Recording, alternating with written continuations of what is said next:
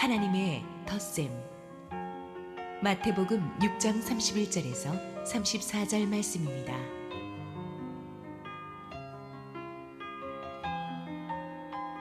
그러므로 염려하여 이르기를 무엇을 먹을까, 무엇을 마실까, 무엇을 입을까 하지 말라.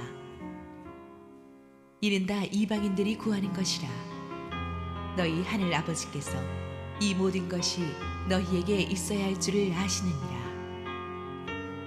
그런즉 너희는 먼저 그의 나라와 그의 의를 구하라. 그리하면 이 모든 것을 너희에게 더하시리라. 그러므로 내일 일을 위하여 염려하지 말라. 내일 일은 내일이 염려할 것이요 한날의 괴로움은 그날로 족하니라. 할렐루야. 우리 하나님께 감사와 영광의 박수를 올려드리겠습니다. 우리 함께 기도하시고 하나님 말씀 보겠습니다. 사랑하는 아버지, 우리 주님께서 이 주님의 몸된 교회를 보배롭고 존귀하게 지키시니 든든합니다. 오늘도 부족한 종을 통하여서 우리 주님의 영광을 보이시옵소서. 예수님 이름으로 기도했습니다. 아멘. 올해 우리 교회 주제표가 하나님을 기대하라입니다. 보다 정확히 말씀드리자면 하나님께서 우리 인생에 행하실 위대한 일을, 하나님께서 우리의 막힌 인생을 뚫어주실 어떤 브레이크트루, 돌파구를 기대하자는 말입니다.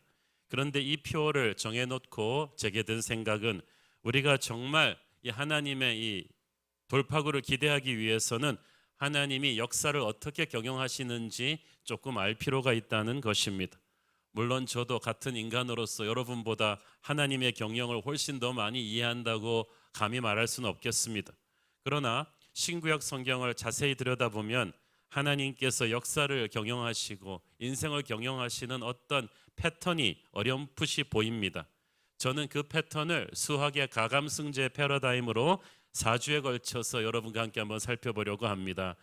오늘은 하나님의 덧셈, 다음 주는 하나님의 뺄셈, 그 다음 주는 하나님의 곱셈, 네 번째 주는 하나님의 나눗셈. 어렵지 않죠? 그 시각에서 우리 하나님의 역사하시는 패턴을 공부해 보고자 합니다.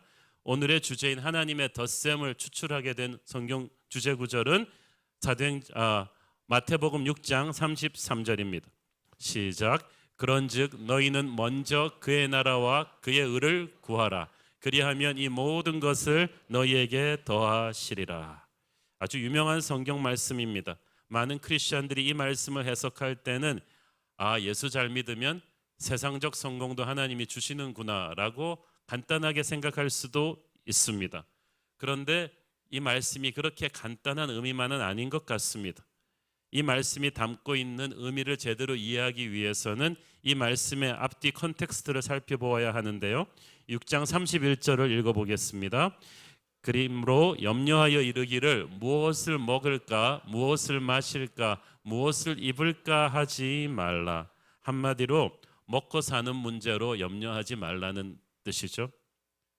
참된 신앙을 갖는데 아주 중요한 걸림돌이 있다면 염려하는 것입니다. 이 염려하는 것의 핵심에는 물질적인 욕심이 있어요. 세상 사람들은 자기 안에 있는 하나님에 대한 확신이 없으면 하나님을 대체할 능력자를 그 자리에 세워놓는데 요즘은 그게 돈입니다. 뭐니 해도 머니가 최고다라는 말이 있잖아요. 요즘 세상에서 돈의 힘이 그렇게 절대적입니다. 수년 전에 저는 어떤 한국 젊은이가 나는 악마의 힘을 빌려서라도 돈을 벌고 싶다. 자기는 이 괴테의 파우스트를 이해한다는 충격적인 이야기를 하는 걸 들은 적이 있습니다. 돈은 먹고 사는 문제를 해결해 주는 수단이기 때문에 그 힘이 아주 셉니다. 먹는 거, 입는 거, 타고 다니는 차, 사는 집, 모든 면에서 우리는 가진 자와 가지지 못한 자의 차이를 피부로 느끼면서 살아야 하는 세상에 있습니다. 그래서 사실 먹고 사는 문제는 결코 하찮은 문제가 아닙니다. 그런데 주님께서는 왜 이 문제로 염려하지 말라고 하십니까?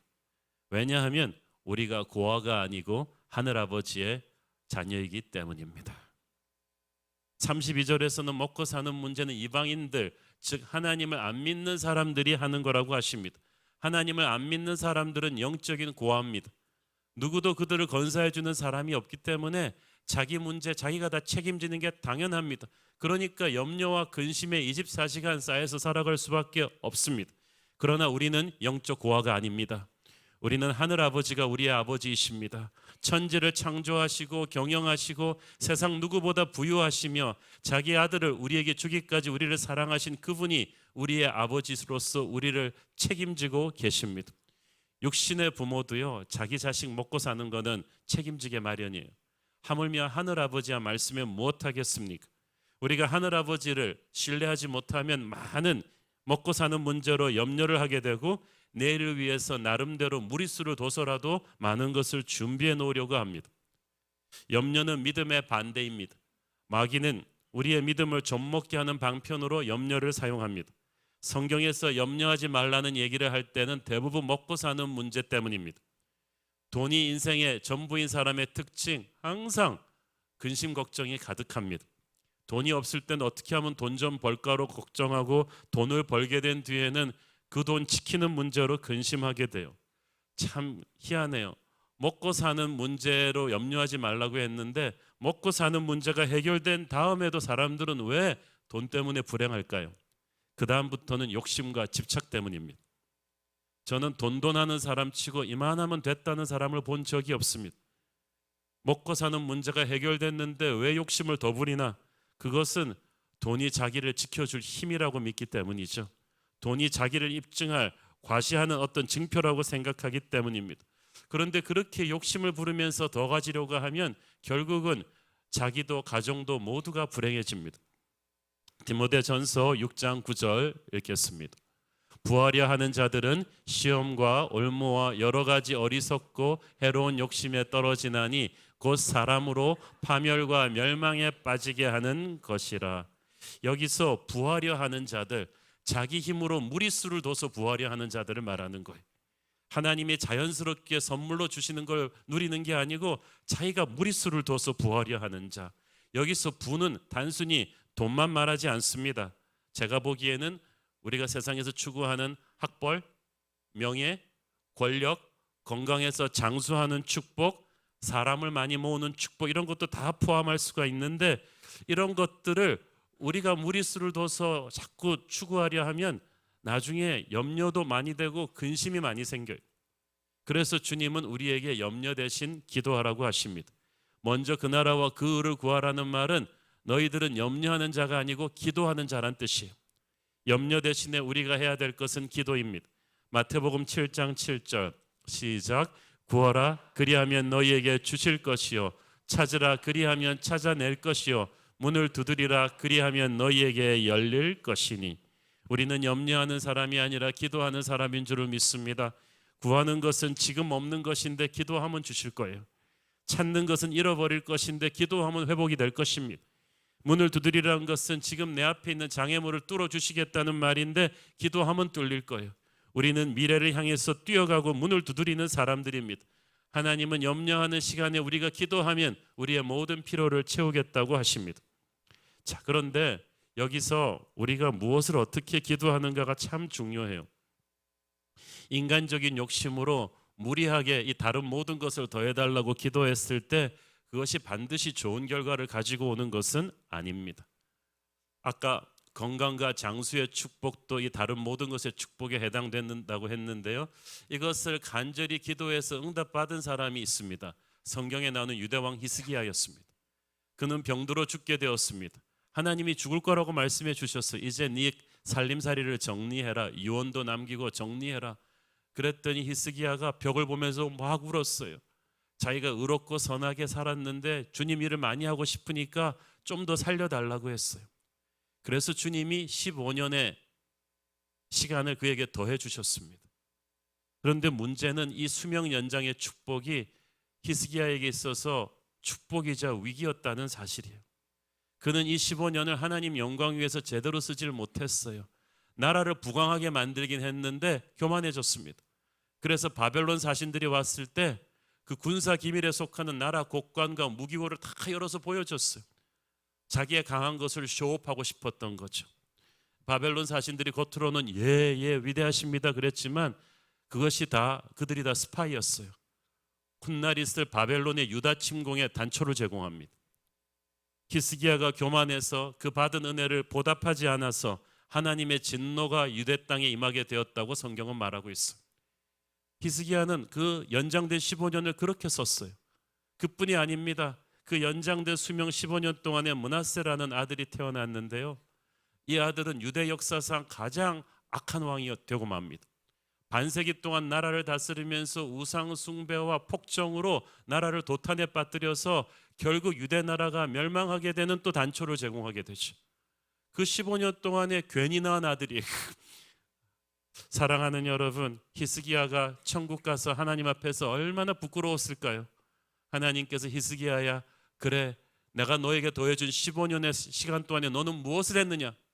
병든 몸을 낫게 해주었더니 그 건강을 가지고 너는 무엇을 했느냐? 나라를 망하게 하는 므낫세 같은 아들을 낳아 키우고 바벨론 사신에게 교만해서 나라의 부를 과시하다가 나라를 멸망하게 했구나. 너는 어째서 내가 더해준 축복을 그렇게 낭비했단 말이냐? 그런 꾸지람을 들을 수도 있어요. 그래서 우리가 참 조심해야 됩니다. 예수님께서 먼저 그 나라와 그 의를 구해야 된다고 하실 때 그것은 기도의 우선순위 설정이 중요하다는 뜻입니다. 그 나라와 그 의란 도대체 무엇일까요? 첫째, 그것은 하나님의 지혜일 것입니다. 그 완벽한 예가 구약 성경에 나오는 솔로몬이지 않습니까? 그가 왕이 되자마자 기도한 것이 하나님의 지혜였습니다. 그래서 하나님이 너무나 감동받으셔서 그에게 지혜를 주겠다고 하셨어요. 그런데 그때 솔로몬이 쓴 히브리어 지혜나 하나님이 주시겠다고 하는 지혜의 뜻이 놀랍습니다. 그것은 하나님의 말씀을 듣는 지혜예요. 하나님의 말씀을 듣고 순종할 수 있는 지혜를 달라 그랬어요. 그리고 쉽게 말해서 하나님의 지배를 받을 수 있도록 하나님의 뜻을 분별해서 행할 수 있는 능력을 달라고 기도한 거예요. 이것을 저는 쉽게 바꾸어서 성령 충만의 마음을 구했다고 말하고 싶어요. 성령 충만은 모든 영역에서 하나님의 뜻을 분별해서 행하겠다는 거거든요. 내가 아니라 하나님이 나를 다스리게 하겠다는 성령 충만을 구한 거예요. 그랬더니 하나님이 기뻐하셨어요.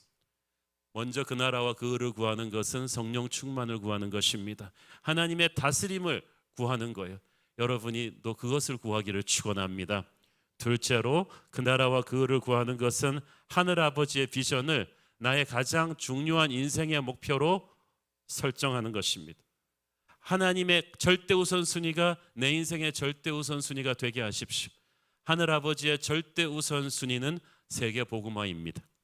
열방의 자녀들이 집으로 돌아오는 것입니다. 예수님께서 부활하시고 천국 가시기 전에 승천하시기 전에 남기신 유일한 명령은 딱 그거예요.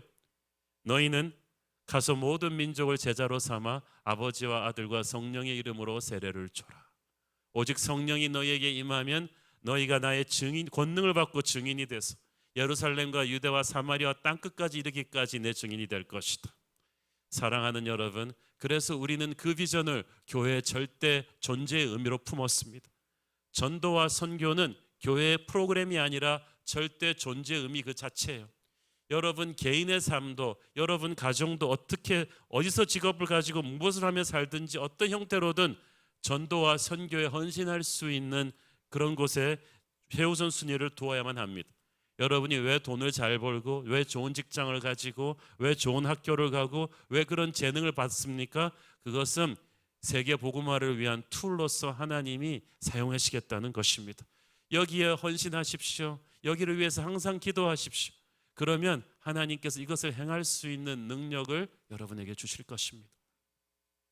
19세기 영국 교회가 부흥을 체험한 뒤에 영국의 젊은이들이 옥스포드, 케임브리지 이런 명문 대학 젊은이들이 전부 다 세계 선교에 헌신했어요.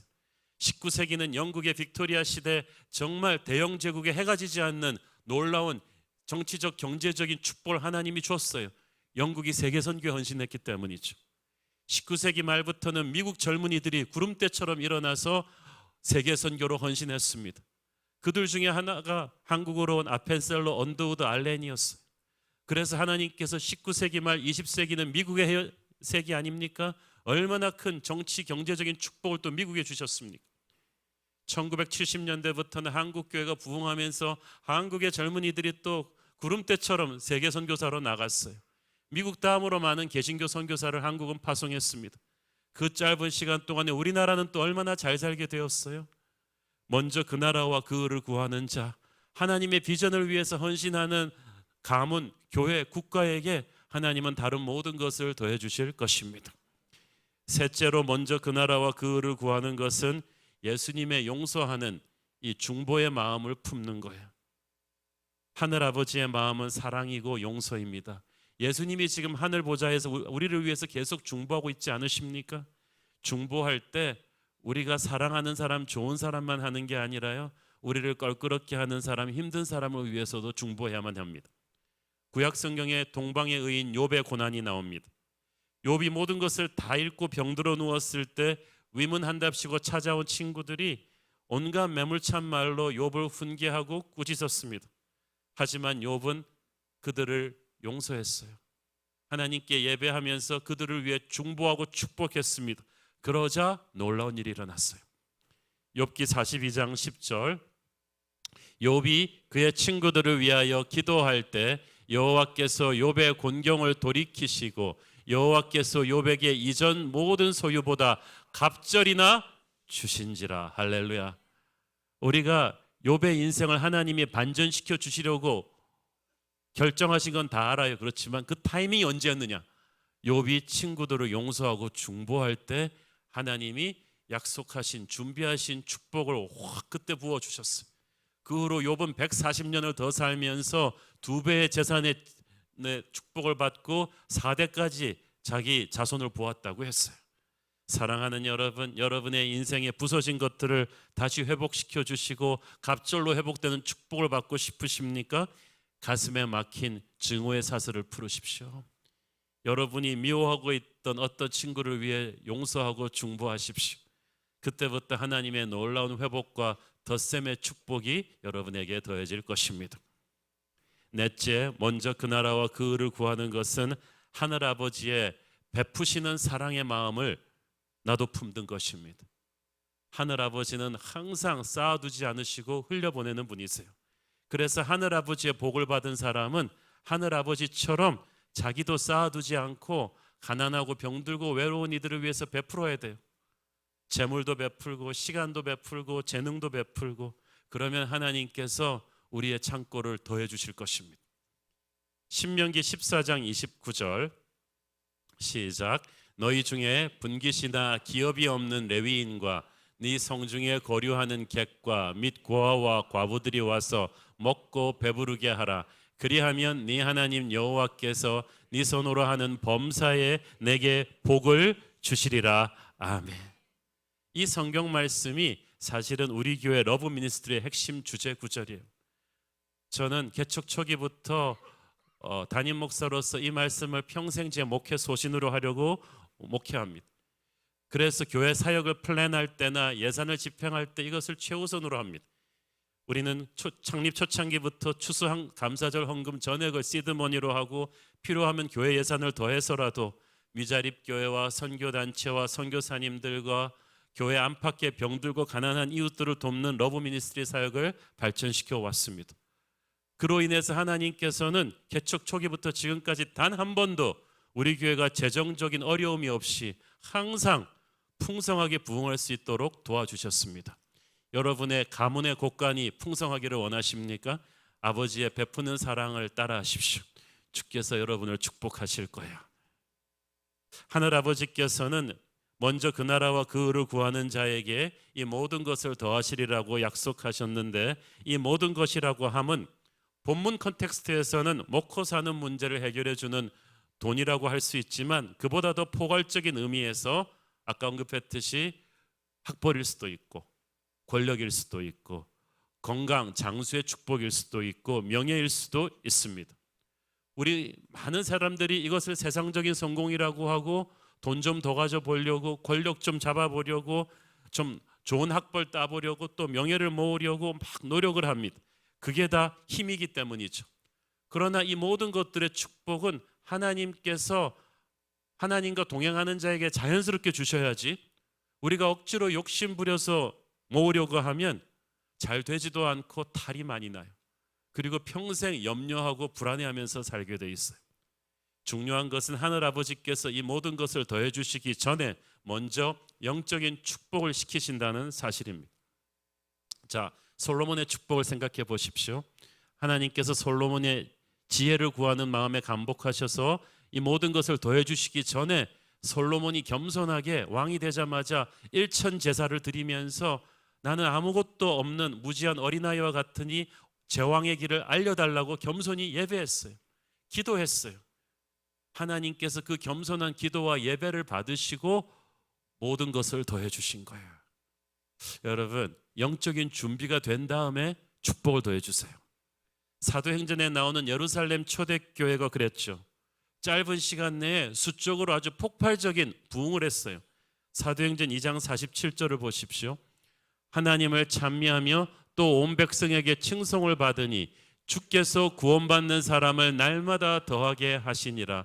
요 세 번째 나오는 말, 주께서 구원받는 사람을 날마다 더하게 하시니라는 대한민국 모든 개척교회 목사님들이 밑줄을 긋고 또 걷는 아주 좋아하는 말씀이에요. 사람이 많이 모여야 되거든요. 그래서 자꾸 그 말씀을 좋아하는데, 이 양적인 폭발적인 성장이 있기 전에 질적인 성장이 있었다는 것을 간구하고 있어요. 먼저 마가다락방에 불같은 성도들의 기도가 있었고, 거기에 오순절 성령 강림 사건이 있었고, 그로 인해 사도들이 능력 있게 말씀을 전했고, 기사와 표적이 일어나고 사람들의 인생이 변하면서 사람들이 물건을 서로 나눴을 정도로 서로 사랑했어요. 가난하고 병든 자들을 기쁨으로 도왔어요. 이렇게 영적으로 질적으로 아주 탄탄한 그런 파워풀한 교회 공동체가 되니까 하나님이 거기다가 양적인 축복을 더해 주신 줄로 믿습니다. 준비가 된 그릇에 축복을 담아 주신 거예요. 그렇기 때문에 그릇이 준비되기 전까지는, 하나님이 모든 것을 더해 주기 전까지는 기도해도 시간이 걸리는 때가 많습니다. 우리가 생각하는 방법과 전혀 다를 수가 있어요. 둘째, 하나님께서 더해 주시는 복이 안전한 복입니다. 여러분, 돈을 벌었는데 안전하지 않은 돈이 있어요. 권력의 자리에 올랐는데 안전하지가 않아요. 그래서 권력자 자리에 올라가지고 온갖 망신 다 당하고 내려오는 분도 많아요. 돈을 많이 벌고 나서 패가 망신 당하는 집안도 있어요. 왜? 무리해서 벌었기 때문에, 가졌기 때문에 하나님이 더해주지 않은 복이라서 불안한 복이에요. 그러나 하나님이 더해주시는 복은 어떻습니까? 잠언 10장 22절, 여호와께서 주시는 복은 사람을 부하게 하고 근심을 겸하여 주지 아니하시느니라. 아멘. 할렐루야. 재물이든 명예든 사람이든 학벌이든 건강과 장수의 축복이든 하나님이 주시는, 기쁘게 주시는 복이 진짜 안전한 복이에요. 여러분이 무리수를 둬서 잡아도 그게 굉장히 뒤탈이 많은 복이에요. 한 예로 미국에서 로또 당첨돼서 하루아침에 몇백만 불 혹은 천만 불씩 생겨가지고 벼락부자가 된 사람들이 애프터 스토리를 추적한 다큐를 한번 본 적이 있습니다. 99% 불행해진 거예요. 열심히 일하던 직장을 대부분 당장 그만둔 사람이 대부분이고, 일을 안 하니까 인생이 조금 무너지기 시작했고, 이름, 주소 바꾸고 다른 곳으로 이사하고 친구, 가족들과 연락 끊는 사람이 또 대부분입니다. 왜냐하면 다들 돈 좀 달라고 전화가 오니까. 재산 문제로 다투다가 이혼하고 자녀들이 마약하다가 도망간 케이스가 많고, 쉽게 벌은 돈이니까 함부로 과소비하면서 재물을 몇 년도 안 돼서 다 탕진하고 5년 만에 노숙자가 된 사람들도 있다고 합니다. 이것이 영적인 준비가 안 된 사람에게 가면, 하나님이 주시지 않은 복을 함부로 움켜쥐면 그것이 그 사람을 잘되게 하는 게 아니라 파멸을 시켜요. 여러분, 사람 모으는 것도 마찬가지예요. 우리가 이제 사람을 주위에 많이 모여야 일을 하니까 사람 욕심들이 있는데요, 사람은 하나님이 더해 주셔야지 내가 억지로 학연지연으로 세상적인 방법으로 술수로 모으면요, 잘 모아지지도 않고 설사 모인다 해도 그 관계가 정말 불안해져요. 사울이 그랬습니다. 사울이 왕이 되자마자 한 것은 사방에서 힘있고 용맹한 자들을 다 돈으로 사서 모았어. 그래서 강한 호위 부대를 결성했습니다. 그렇게 해서 그는 전쟁을 이기려고 했어요. 그러나 그렇게 억지로 모은 사람들은 나중에 사울이 무너지니까 다 사울 가문을 버리고 도망가 버리고 말았어요. 그런데 다윗은 어땠습니까? 그는 쫓기는 정치범으로 광야 생활을 할 때 수백 명의 사람들을 하나님이 아둘람 굴로 보내주셔서 다윗 옆에 붙여주셨어요. 그들 중에 장군도 있었고 기술자도 있었고 시인도 있었고 목회자도 있었어요. 다윗은 그들한테 한 푼도 월급도 줄 수 없었어요. 그러나 외롭고 공공한 시절에 하나님이 붙여주신 그 사람들이 다윗을 도와 다윗에게 충성을 바쳐요. 통일 왕국을 이루어냅니다. 나중에 압살롬의 반역을 당했어도 다윗의 가신들은 한 사람도 다윗을 배신하지 않았어요. 하나님이 보내준 사람들이기 때문이에요. 사랑하는 여러분, 여러분 주위에 좋은 사람들이 붙기를 축원합니다. 그러나 하나님이 붙여주시기를 축원합니다. 내 돈으로 정치적인 술수로 사람을 모으면요 반드시 사고가 생겨요. 진짜 축복은 하나님이 더해주시는 사람들이에요. 저는 한없이 흠이 많은 사람이지만 새로운 교회가 이만큼 오게 된 것은 하나님께서 제 옆에 부족한 저를 도와주라고 너무나 좋은 분들을 더해주셨기 때문입니다. 좋은 아내를 더해주셨고 여러분 같은 좋은 성도들을 산지사방에서 보내주셨고 좋은 부교육자들과 좋은 장로님들을 옆에 더해주셔가지고 이렇게 은혜로운 교회로 우리가 발전하고 있는 거예요. 하나님이 더해주신 분들이기 때문에 너무 든든하고 행복하고 감사합니다. 여러분에게도 그런 사람 복이 있게 되기를 바랍니다. 하나님이 더해주시는 복은요, 그게 재물이든 명예든 사람이든 사람이 힘으로 모은 것과는 비교가 안 될 만큼 풍성하고 안전해요. 그러나 하나님이 이렇게 축복을 더해주셨다고 해도 다 끝난 게 아니에요. 만약에 33절 먼저 그 나라와 그 의를 구하라 그리하면 이 모든 것을 너희에게 더하시리라에 저보고 누가 좀 각주를 달라고 한다면 플러스하고 제가 이렇게 쓰겠어요. 하나님이 더해주시는 복은 오직 하나님과 동행함으로 지킬 수 있다. 하나님이 이런 축복들을 더해주실 때는 하나님과 평생 동행하면서 주께 영광 돌리라고 주신 거 아니겠습니까? 그런데 이 축복에 취해가지고 즐기느라고 영적으로 타락해가지고 축복을 주신 이를 잊어버린 분들이 너무 많아요. 그러면 하나님의 축복은 진노로 바뀔 것입니다.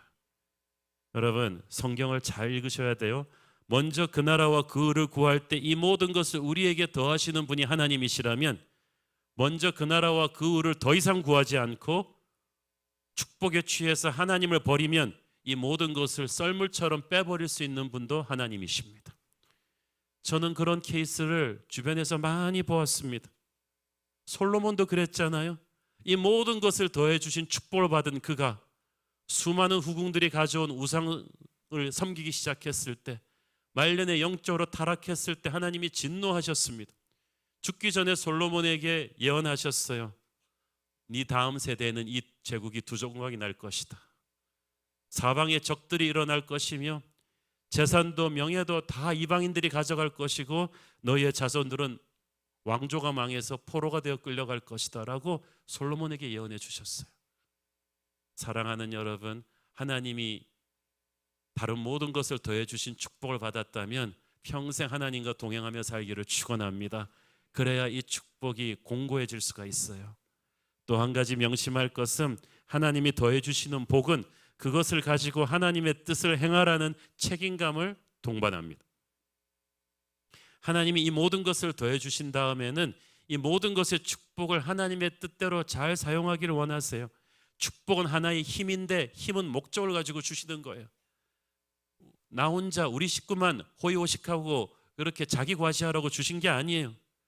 하나님의 일을 하라고 돈도 주시고 명예도 주시고 학벌도 주시고 사람도 주시고 건강과 장수의 축복도 주셨는데 축복만 받아 챙기고 그것을 주님 나라 위에 재투자하지 않는다면 하나님은 반드시 여러분에게 거룩한 경고와 압박을 베푸실 것입니다.